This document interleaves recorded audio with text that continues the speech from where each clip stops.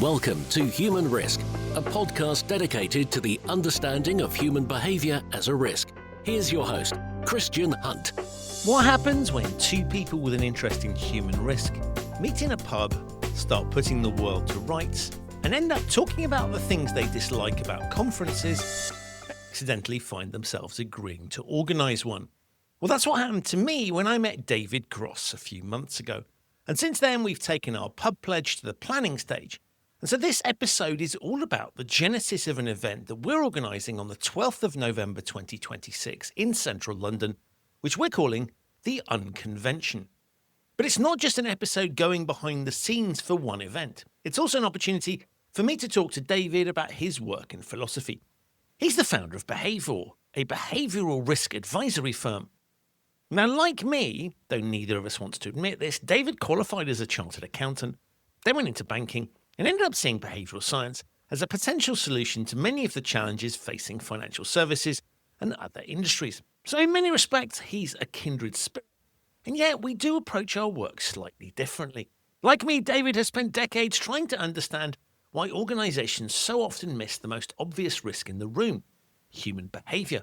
And in our discussion, we talk about why behavioural risk is still treated as a niche topic, why conferences on culture and conduct can feel like, I promise this will make sense, Plato's cave, and why trying to evidence culture with a board pack might tell you more about the organisation than the culture itself. And of course, we talk about the Unconvention, the event David and I are creating together, an experiment in productive discomfort, better conversations, and doing the opposite of the usual industry conferences. It's not your normal episode, but then we're not planning your usual event, and I wanted to share with you some of the insights and thinking that are behind it. If this has got you curious and you can multitask while listening, do head to the event website, which is unconvention.uk. Either way, please enjoy my discussion with David Grosse on the Unconvention. David, welcome to the Human Risk Podcast. Great to be here, Christian. Thank you for inviting me. It's an absolute pleasure to have you here. You and I know each other really well. I'm going to come and talk about the fun thing that we're doing together. But I guess to start us off, tell my listeners and viewers a little bit about yourself. Oh, let's start. I mean, I won't go right back to my sort of family story, but I guess I actually trained as a chartered accountant and went from there into banking, which I understand is a very similar path that you took. And who knew? Yes. Who knew that such a background of accountancy and banking could lead us into such an interesting area? So I trained as an accountant, then went into banking. And I guess what I'd say is virtually all my career, my 30 plus year career in banking, hence the grey hair, was in kind of internal facing risk management type roles, whether that was in the third line, whether it was in the second line, whether it was in the first line, etc. Europe based and Asia based. So that was kind of my career. And the way I always explain it is, how did I get into this wacky world of kind of behavioral risk, is that I'm just an incredibly slow learner. Is that it took me sort of 20 something years plus in banking to realize that there was something else that seemed to be going on that was getting in the way of my work. And I realized it was these pesky things called human beings, who seem to be quite prevalent, to be honest, both in banking and in the wider world. And, you know, human decision-making, behavior, biases, etc., seem to be a fundamentally important thing to understand. Sort of more latterly in my career, I just ended up, by dint of what was happening in the industry, of doing more conduct-related work. See, there was a huge amount of conduct focus from UK, US regulators and others, lots of interesting issues, fines, sanctions, etc. And naturally, doing that work, you end up doing more behavioral work because you're trying to understand actually what's going on here, not just the situation, but actually what's the driver behind why people make such bizarre decisions, etc. So I ended up doing more and more behavioral work, and I formed a small behavioral team in HSBC as part of my work. I went back to college to study behavioral science at the LSE, and as I was sort of building out that work, I think I did the obvious thing, which was to reach out to anybody and everybody I could find who seemed to be on the same path and doing the same sort of work. And the population wasn't huge, to be honest, Christian. I think relatively early on, I was introduced to you, people like Vika Scholten, who was at NatWest at the time, and just anybody out there who was doing this sort of work, to try and learn what are they doing, how they're doing it, what area of the business are they working in? What skills are they bringing to the past? So that's the sort of background story. I now run my own behavioral consultancy called Behavor and do consulting into banks on exactly this topic. How do they build a behavioral muscle? How do we use behavioral science and related to tackle some of the gritty issues that are out there on resilience, risk, compliance, et al.? Love it. And obviously you and I have a lot in common. But I'm always fascinated, David, and I think the answer lies in there's some clues in behavioral science, but I'm fascinated in your perspective about why is this not obvious? Because it seems to me that when you look at, particularly if you look at a topic like conduct, that the only thing we can really be talking about there is human behavior. And yet it doesn't seem to form a core part of risk management, or indeed in many cases, the regulation around it. And I wondered your thoughts on why that might be, because as you say, there are people doing this, absolutely, and that we're increasing in number. But on the other hand, there's a surprisingly small number of people. I would fully agree. And thereby hanging an enormous tail. And put it this way, if we knew the solution to that, we would be the world's most successful consultants, etc. et al. I have a theory, so I'm going to lay my theory out to you. I think the answer is obviously in the world of behavior is it's complex, is the obvious answer. But if we try and unpack it, there's something unique about the topic which no other, let's call it risk management topic in banking, has the same attributes. It's about yourself. So your own behavior and how you think about behavior, and let's call it a senior executive or a head of risk or a CEO or all this galaxy of stars, how they think about behavior impacts how they consider building a behavioral team or muscle or capability. So it's kind of like a closed loop. It's like a meta risk. Your own behavior influences how you recognize the importance of behavior. Now that doesn't apply to any other realm in banking or elsewhere, I guess, in life, insofar as, if I was in the world of cyber risk or if I was in the world of credit risk, A, I'd be incredibly dull. But B, as I speak to banks and the people that have their area of expertise, there'd be no sort of threats. It'd be kind of like, okay, we acknowledge that maybe we need to build a new cyber team. We acknowledge the need for budget, for headcount, for resource, for focus. The regulators are all over it. If we didn't do work in the space, we'd probably get sanctioned, get a section 166, etc. It's sort of outside of yourself. Whereas if you start talking about behavior, people go, behavior, most of the people we speak to are human beings still, although that might not be the case, maybe in 20 years hence. So most people are human beings, and therefore they bring all their prior. They go, well, I might be 50 something years old and a very senior executive in a bank. And of course I understand human beings. I've been running a natural experiment for the last 50 something years and I'm successful. Therefore I'm successful because of this part of my skill set. So I think it's this kind of meta bias. I think there is this overconfidence in understanding. And I don't think none of this is deliberate. Yeah. And there are organizational hurdles as well, insofar as how does it fit in kind of the traditional departmental silos that exist in banks and other industries. So none of it's deliberate, but the kind of, interestingly enough, also we're interested in behavior. We're interested in behavioral biases. We're interested in things that get in the way. And I think in our field, it is one of the most important things that either hinders or advances our field. And maybe like all experts, looking at ourselves and applying it to ourselves is one of the hardest things to do. Famously, accountants can't do accounting and top investors have got rubbish investments, etc. Probably doctors are, often smoke and drink too much, etc. So I think maybe there's something to do with that as well. And the bit that does really, really intrigue me is you need the discipline in order to sell the discipline in the loosest possible sense. So you have to sort of step back a little bit. And I think there's something, it's a really interesting test, because if you want to be successful, you have to demonstrate that you understand the dynamics, but not in a way that shows off.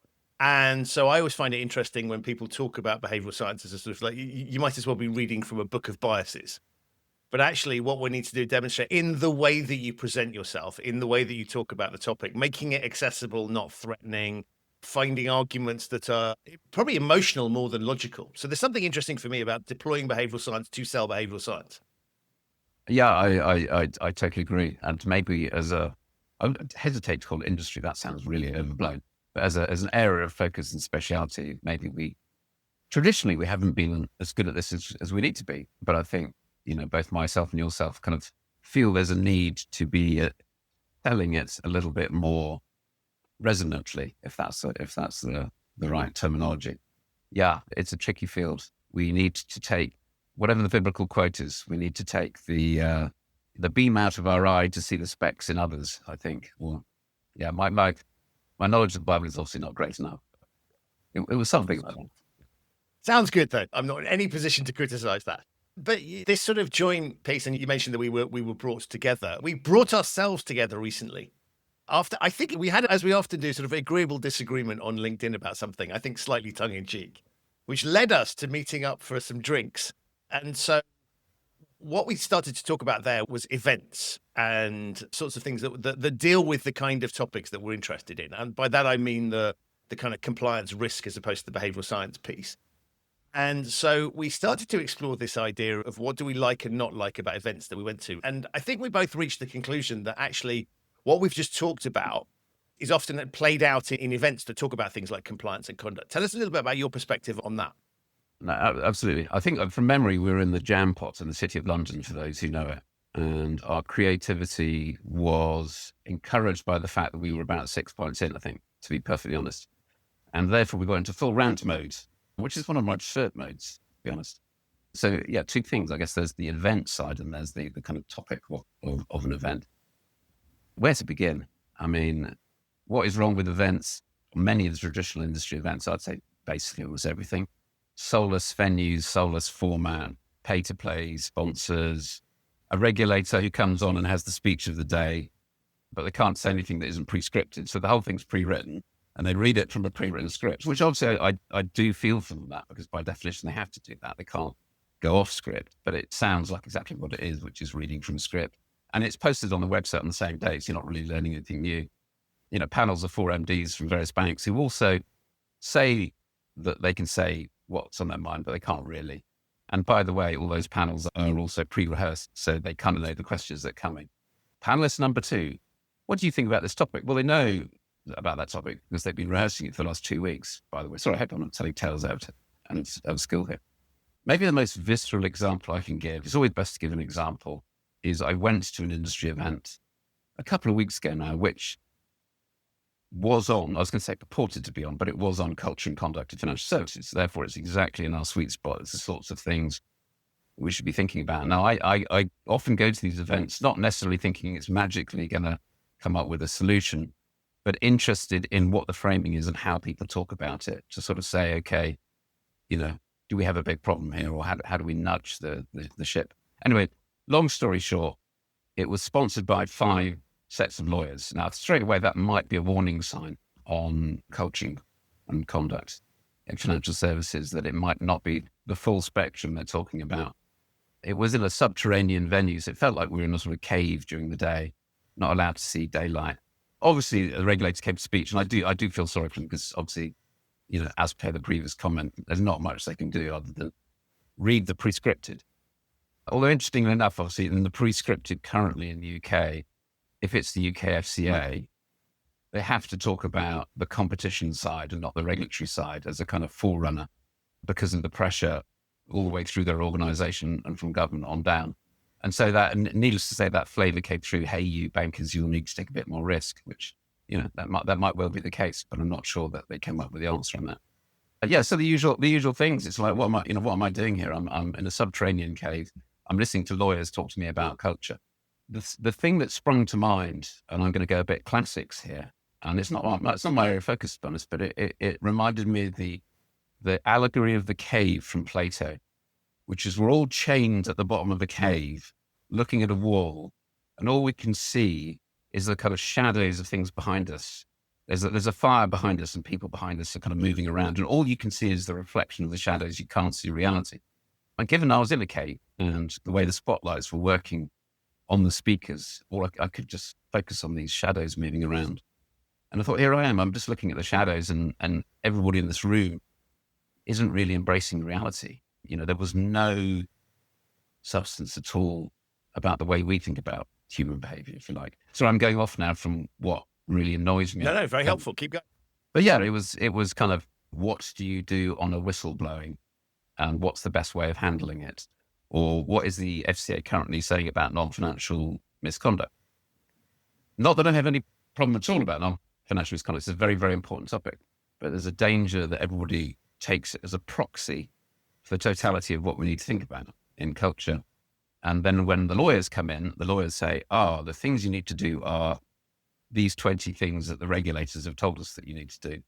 So it is kind of the partially sighted leading the partially sighted, purporting to be expertise to an audience. And it's a subset of a subset. The copy was terrible as well, actually, to be honest. It really was bad coffee. And that really annoys me almost more than anything else. So it's a very, very human response to these situations. But there's something interesting there about the codification that the law requires. And I'm not for 1 minute suggesting we don't need laws or that. But if we think about kind of going to court, the stories that are told there and that one is required to tell for the wheels of justice to turn are all around logic and looking at things naturally with the benefit of hindsight. And so a sort of account for yourself, tell us what happened, tell us what you saw, is often massively clouded by motivated reasoning and a sort of desire for things to be a particular way and for one to look good in that situation. And so it seems to me, actually, when you talk about the organization of that conference and sort of thinking about things through a legal lens, it naturally comes into conflict with the realities of human behavior. The law has to be designed for a sort of perfect state. And of course, we want logic and reason. We don't just want to send people to prison or punish them if we don't have enough evidence. Yeah. But we know that human recollections and human decision-making, the way we look at the world, is, of course, heavily biased and influenced by a number of factors, not least the desire to look good. And so I think in many respects, when you talk about it in those terms, it's perhaps not surprising that we end up in a way you've just described. Yeah, absolutely. And let's not forget either that the nature of some of these events is highly conflicted. Yeah. I mean, by definition, if you're getting 5 lawyers to sponsor your event, 5 lawyers will get speaking slots and they'll want to talk about the topics that are relevant to the businesses that they want to sell. They have their own motivated reasoning. So it's back to my meta bias thing. Yeah. The thing we're trying to talk about is prevalent in the event itself. I mean, maybe it's sort of slight tangent, but something else that I think illustrates the bit of a bind we're in is at the moment, there is a big focus in corporate governance on organizations being able to look at, assess, understand their culture. The UK Corporate Governance Code has new terms in it that says that boards, have a duty not only to assess it, but, kind of dig into further detail. And so you're kind of in the kind of legalistic phrase there, aren't you? Sort of saying, okay, we must have corporate governance that must cover culture, that must have evidence that we are doing it.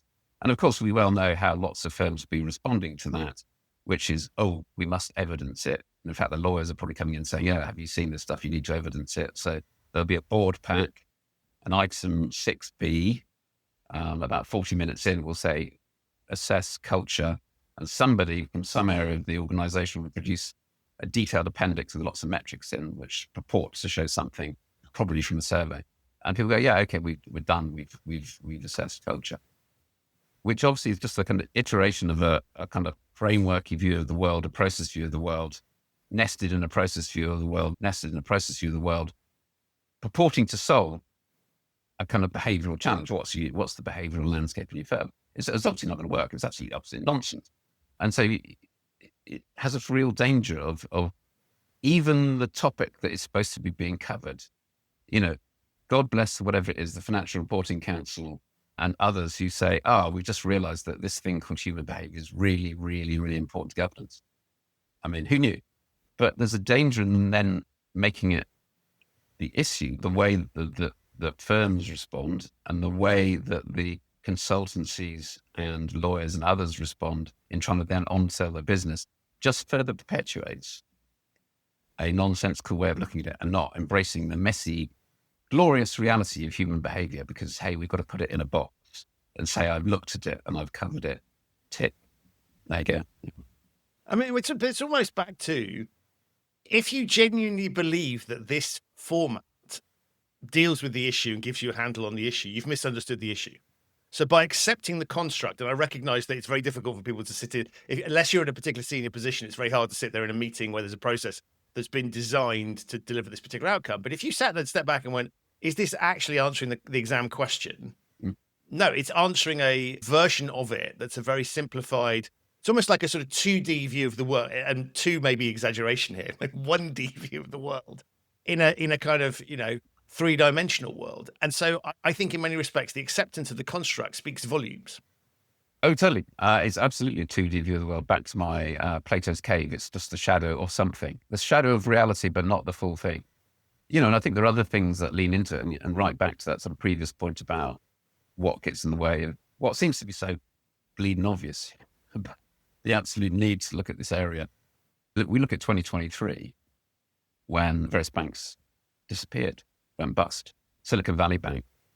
You would think that as a reminder to people that human behavior might be quite an important thing, that would be quite visceral. If you're a chief executive on a bank sitting there and another bank next to you just like, oh, boom, disappeared, you go, oh, seems quite important. It seems actually existential. Maybe I need to understand that in more detail. People start talking about it. And then the regulators say, oh yeah, we've got a blind spot here. The Fed reserve system in the US go, yeah, fair point, we didn't spot it. Very big bank, disappears over a weekend. That seems problematic. What are we going to do about it? We need behavioral expertise and understanding. We need to weave that into how we think about firms. We need to make sure that supervisors have those capabilities, because there are other things going on. For Silicon Valley Bank, it wasn't just, the liquidity side. It wasn't just interest rate mismanagement. It wasn't just investing in treasuries for the long and having sort of deposits. It was, how on earth can you run a bank without understanding how a bank works? That seems to me to be quite a behavioral issue. And not have a risk manager, by the way, and all these other governance failures is kind of deeply risk. But anyway, there you are. We're at the point where it ends banks' existence. And regulators at that in the heat of the moment recognize it. And here we are, it's only 3 years on. Yeah. What have they done? The square root of nothing, which indicates that the thing that is the thing that gets in the way must be really big. Because if it somehow stops us learning even from existential events, there's something we need to unpick in the reasons for it going into a spotlight briefly, but disappearing again. Yeah, I think I went off on a complete tangent there. That's not related to the question you asked me at all, Christian, but I just felt I had to get off my chest. It's madness. Basically, it's complete madness.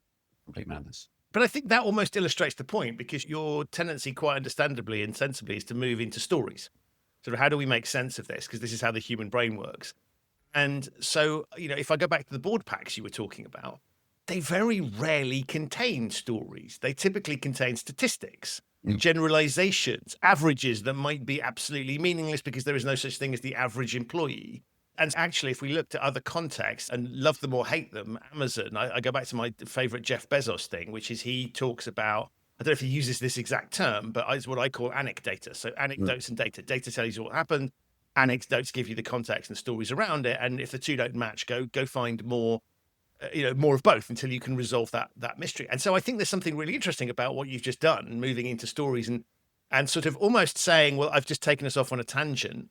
But that's how humans think. We do dive off into rabbit holes, particularly humans that are curious. And the industry that we're talking about is hiring smart people. Then that's how their brains are going to work. And so this idea that we look at the world through a logical lens, that's not how we think, and that's not how we operate. So I agree with you. That was a bit of a tangent, but I think it beautifully illustrates the kind of the meta point.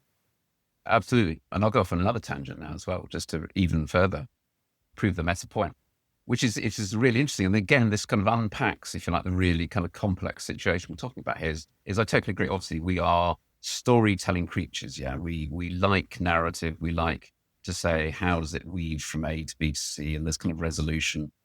We like things to be in control. We like stories that kind of can be repeatable, and we can go, okay, well, if you take that story, it ports across into this one.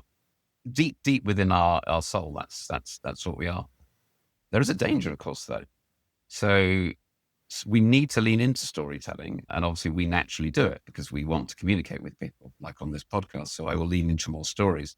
But there's this differentiator, which I think is often missed, which is the difference between what I'd call the kind of keep it simple, stupid thing, which is, don't overcomplicate it, make it straightforward, give people a kind of way of understanding it. That as a communication technique is obviously absolutely on the money. Yeah, that's the way communication works.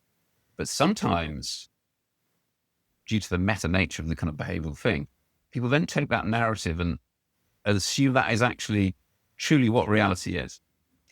And they'll say, oh yeah, people overcomplicate things and we need to make it very, very straightforward. You're going, okay, but if it is actually a complex adaptive system with all the properties of a complex adaptive system, so let's say organizational culture, tens of thousands of human beings interacting with each other in all sorts of bizarre sorts of ways.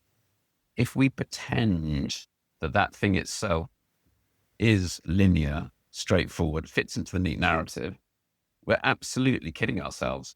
So stories for communication are great, but let's not then accidentally think that the story actually truly explains the reality of the messy complexity belief. And I think that dichotomy is actually plays out all over the place and is probably key to many of the problems we have, both in banking and in wider life, and probably in UK politics currently. Yeah.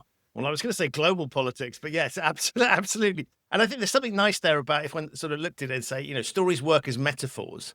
They're not necessarily detailed, in-depth explorations where you can understand all the nuances. And as you say, in the simplification, by default, you lose things. And so I think that's a really interesting way of looking at the world. It strikes me that we should probably get to the point as well around, well, we started out talking about where we'd got to. So we had our conversation that was revolving around some of these issues. We talked about some of the events we'd been to. I don't think you'd been to the one you talked about, but we had enough data points of other ones that we'd been to. And so we decided in a moment of exuberance, and I'm always a big fan of sort of moments of exuberance that even the morning after one thinks are a good idea. We came up with this plan. Talk a little bit about the thinking behind the event we wanted to run. I mean, we've given some clues, but what was driving us in that discussion? Yeah, I think we shook on it, Christian. So yeah, we were definitely quite a few beers in then, and we shook on it and said, we will do it. So we will, co-fund it, etc. And then there was no backing out because, once you shake on it. My word is my bond, as they say. Absolutely.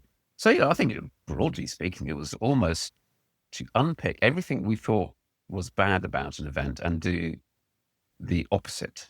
Let's go 180 degrees away from each thing.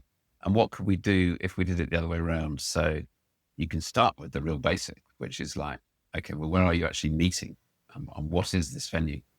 Is it another dreadfully soulless big ballroom in a corporate hotel? No, let's go somewhere completely different. What sort of venues can we go to? Now, obviously, I don't want to, we have we know a venue that we're going to go to, which we haven't yet released into the world. So I'm not going to say where it is, but it's very, very resonant. It will definitely create a different vibe as people walk in and as the day progresses. So I think, you can start from the venue and then you can just move through every other step. You can say, okay, if we rail a bit against big corporate sponsors, sort of saying, that'll be part of the funding model, then we can't really have them because by definition, you're conflicted. By definition, they will then A, be there and B, expect something, a quid pro quo, which doesn't work. So it kind of needs to be natural content from people who we think have got something really important to bring, resonant content, etc. So yeah, we're sort of each thing unpicking it, the nature of who do we bring into the room? We could say it's just like literally anybody. And maybe if we get really desperate by selling our tickets, it will be just, we'll be out on the streets with a big board, say, come to this event. But actually, I think it's important to think, what are we trying to do here? So, there's the nature of the event. There's also the content, which is, of course, sort of human risk, behavioral risk topic. Broadly speaking, I think we said in financial services and the city, so all kind of surrounding ecosystems are quite a broad population, but how do we mix those who are already on the journey, what I always call the coalition of the willing, with the skeptics? Because if it's just an echo chamber of me, you, and a bunch of our friends who furiously agree with us, we will have a fantastic time. We'll have a great day, but we won't necessarily nudge anything forward. So how do we kind of get a mix of cynics or people are just not convinced? I think you used the word productive discomfort, which is actually two words. What we can hyphenate it to make it one, if that's helpful. What other contextual things are we thinking about? I'll throw it back to you about the other ways we're thinking about the content. So I think for me, one of the key bits here is to say, okay, let's recognize that there will be some elements of traditional conferences that makes sense on some level. You want to give people an opportunity to talk to each other and to get to know people they might not otherwise go. If you're going to drag people to a physical location, better make sure that there's some opportunities for them just to talk and not just listen. So I think taking the bits that we love of existing things, there are relatively few of them, but there'll be bits of it. And then I quite like sort of remix logic of, if we look at things like panels, for example, back to your earlier point, there's almost no point in having pre-cooked discussions where people effectively turn up with the equivalent of a hostage video and kind of come out positions we already know. And so how do we create those? And panels tend to agree wildly on things as well. So I'd say another example there would be, how does one create something that's genuinely interesting where you might get, and again, we don't want to sort of performatively say we must have opposing views on these things, but how do we create genuine, proper conversations? So for me, it's looking and kind of plundering what limited amounts of existing conferences we like, that we think work. And then there's a huge component of trying some things that are different. And I would say it's very, very experimental. And I think one of the joys, I think, of sort of thinking around the funding model as being not so much about buying tickets to something we've already sorted, but actually saying, come along with us. We, invest in this. We're trying something here. And I think recognizing the bits of what this is not about rolling out tried and tested formulae that have been on forever. It's let's try something new. And I'm pretty sure that some of the things we try will be wildly successful and some of them will fail. But that doesn't matter. And I think that's a good illustration of it. So I'm looking at sort of where can we get inspiration from, not just from conferences, but other things. And maybe we look at things that we don't like and say, let's try and avoid that and try and see where can we sort of cobble things together. So I'd like to think of it as a little bit of a remix, if you like, of things that are out there. But I wouldn't want anybody to think that we thought we had this sorted. I think part of the discomfort that I'm looking for, and hopefully you agree, is to just try some different. They say maybe we learn something tremendously from the way a format fails, what that does to our thinking or doesn't do to our thinking, as much as the content. Yeah, no, fully agree. And I think the concept of the IKEA effect, we want people to come on the journey with us. We are, as people will sense as they watch this podcast or clips of this video, they go, these guys got absolutely no idea what they do. Correct. But we are trying. And we know that many of you share our concerns about the absolute pain of many industry events. And we know that maybe there's the specific topic we're talking about as well is maybe not addressed sufficiently. So we have to mix these things up. So the IKEA effects, help us build it. If you've got some great ideas, come along. And be prepared when you're there on the day, not to just be sitting there hoping to listen to, speech after speech after speech and taking a few notes and, then going to post-event drinks and that's it, you're done. Participate. Make your voices known. Be interactive. So yeah, I think it's, if we're talking about people coming and paying some money to come, considering it as co-investing with us in what we're doing. You're investing in this event. You're not just paying an amount, which is just an expenditure line. You're saying, what am I investing in? What are we helping build? If things haven't been working previously, either in the nature of these sorts of events or in the subject matter, how can I be part of something that builds something different? And I can absolutely guarantee you'll have much more fun than you have in the other industry events. And you'll certainly get better coffee than I had 2 weeks ago. If that tempts you in. It's a key component, I agree. And I think it's probably worth stating as well, David, that we're not looking at this as a money-making exercise. So any profits in inverted commas will be reinvested into future events. So I think the start point of this is fundamentally different as well, which is we're coming at it from the start. How do we put on a great event? The kind of thing we would love to go to and the kind of thing we think that there's room for. And it doesn't start with how do we maximize the money we take out of this. It's exactly the opposite. It's actually just going, we're seed funding this thing in the hope that we have other people who want to come along. And I think the pricing structure that we've come up with, again, we had to be behavioral about it on some level, but we've started sort of taking the early bird concept, which lots of people have. So the earlier you buy a ticket to help build momentum, the cheaper the price. We've gone one further. So as well as having early bird, we're going to be launching blind bird tickets, which is basically saying you kind of have a feel for what the event is, but we've not announced any details. We've not told you where it is. We're giving you the date and we're giving you a rough sense of what we're doing. If you want to come in at that point, you can have a hefty discount. And that's the trade-off there to support us, to give us momentum and support it. So we're hoping that with a little bit of sort of behavioral pricing, we're kind of putting money where mouths are and really getting people that are interested in this and believe in it. So for me, that's quite an exciting prospect there as well. And we'll build as we go. And one of the things I hope we can do is talk a little bit as we evolve is also, I think there's a lot of dynamics behind the scenes that events kind of trying to hide to have this polished, slick exterior. And I think we're going to run it professionally. We'll do all the things that we need to do. Insurance, for example, is one of the things that we think about. It's boring, but sensible and necessary. But we're also, I suspect, going to share some behind the scenes thoughts and views. And as we're able to reveal more, there'll be an opportunity to really bring the human side of organizing it. And therefore, it's not just going to be, the marketing definitively won't be slick all of the time. We may explore, if we think it's interesting, explore some of the things that didn't quite work out the way we expected, because I think that's honest. And so I really want to bring the human into the organizational aspect. And undeniably, since we're not professional event organizers, stuff isn't going to go according to plan. And that's okay, because I think, again, that's thematic to the event. It's like the best laid plans will go horribly wrong when they come crashing to it. There'll be stuff we haven't thought of. There'll be stuff that unexpectedly happens. Who knows what the weather will do? It's in November, so it shouldn't be the sort of heat wave that we're getting as we record this, David. But there'll be unexpected things that happen, and we'll manage those in a very human way. So I think that for me, that's also part of the fun. Oh, definitely. And I think there'd be a proportion of people who would definitively want to come along to see David and Christian do a pratfall. To be honest, I think that was almost a selling point, I'd say. And just the one other thing I'd say on sponsors is, as we've said, we're not having big headline sponsors with pay to play. But if anybody out there wants to help fund our evening drinks, by all means, we'll happily receive a bit of drink funding after the event, because we, while acknowledge that, you get to whatever time in the afternoon it is, sort of 5 p.m., etc., and then you start to wind down, you formally end.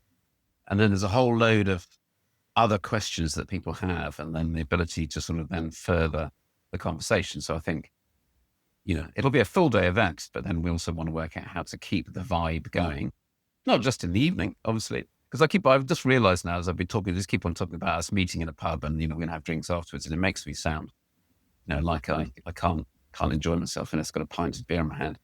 But, I think that go forward vibe, there's something, obviously leaning in again into these kind of behavioral techniques. The commitment device, I think there's something there about as we go through the event and we come towards the end of that day, what is it that takes the people in that room on a continuing journey, that they haven't just forgotten 2 days later, why they were there, as well as what they learned, hopefully, or how much fun they had. I think we want to bring people along a bit. That sounds a bit grand, but, we can but try. What intrigues me is the number of events I've been to, and conferences would be the flagship, but I can think of away days, offsites, pick your sort of construct, where you kind of go through it, you go through the motions, and it all sort of blurs into one.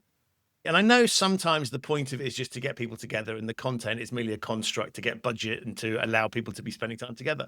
But I want this to have some sort of resonance, and to your point that it's actually you come away and something has changed as a result of it.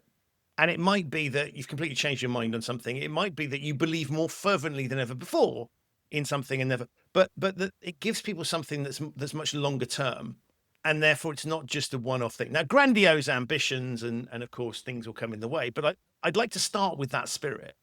And so as one looks forward, and I mentioned that we'd be reinvesting in future things, that as one does it, this wouldn't necessarily become a sort of rinse and repeat thing. We try this, we see what happens, see what works.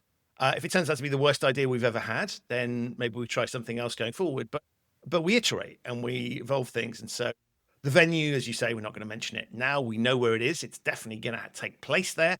We've put money down to book this venue. So this is definitely happening on that date in that venue. Central London is, I think, what we will reveal with good transport connections. But we'll reveal more later on. We don't want to put too much on the table at this point in time.